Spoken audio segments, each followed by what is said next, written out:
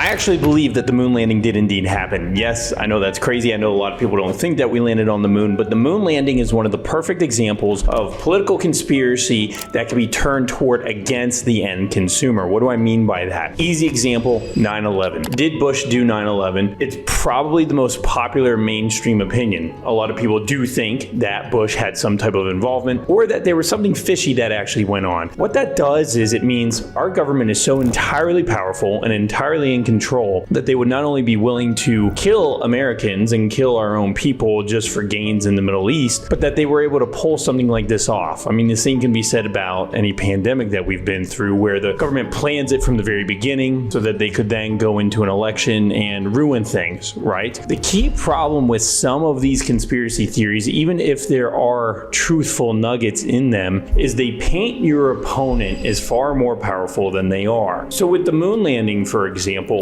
what if we did go to the moon and we just don't want you asking the question, why haven't we been back? What if we haven't been back because our society has become such a failure due to the people in power that we don't have the capabilities to do great things anymore? Which thought is more concerning? Would you rather believe that we faked it to begin with? Or would you rather believe that we did something that no one has ever done before that is incredible, amazing, and special to our culture, but that because of the elections that we've had and the people in power that we've chosen, we might never go back? And what are the implications of both of those things? One implication, if the moon landing is fake, is that your government is willing to lie to not only everybody but the world, so much so that we still have space programs talking about the lunar landing. On the other side, the government might just be hiding the message that we just don't care about humanity's advancement anymore, that we've misplaced our priorities, and that now we don't care about great things in culture and reaching for the stars. We would rather just seize as much power as possible and bring humanity to this subservient dirt level. Both of those are your two options, and I tend to fall into the latter option. So that is why I do actually believe we landed on the moon. When it comes to things like 9/11, which is scarier? If Bush planned it and let it happen, or that our government is so incompetent that we had no control over the situation? Sometimes even when you believe in a bad guy, it's still comforting psychologically knowing that there's a bad guy, because it means someone's in control. And if someone's in control, they can always not only be fought against, but they can always be replaced, right? If someone has the ability to control everything, you replace that with a good guy, and now the good guy's in power and can control everything for a good reason. So humanity always looks for control and for power, sometimes where it's not always found. And that can actually hurt humanity in the sense that you believe your opponent is far more powerful than they actually are. And there are multiple examples of this that I could walk you through, but that's the general concept for today. Do not think your enemy is more powerful than they actually are. Saul Alinsky famously said, "The thought of the thing is always scarier than the thing itself." Like when you're going to ask a girl on a date, where you have to give your parents some bad news, the idea and the things running through your head are always scary, but when you actually do it, it's not so bad. Political psychology and power dynamics are no different.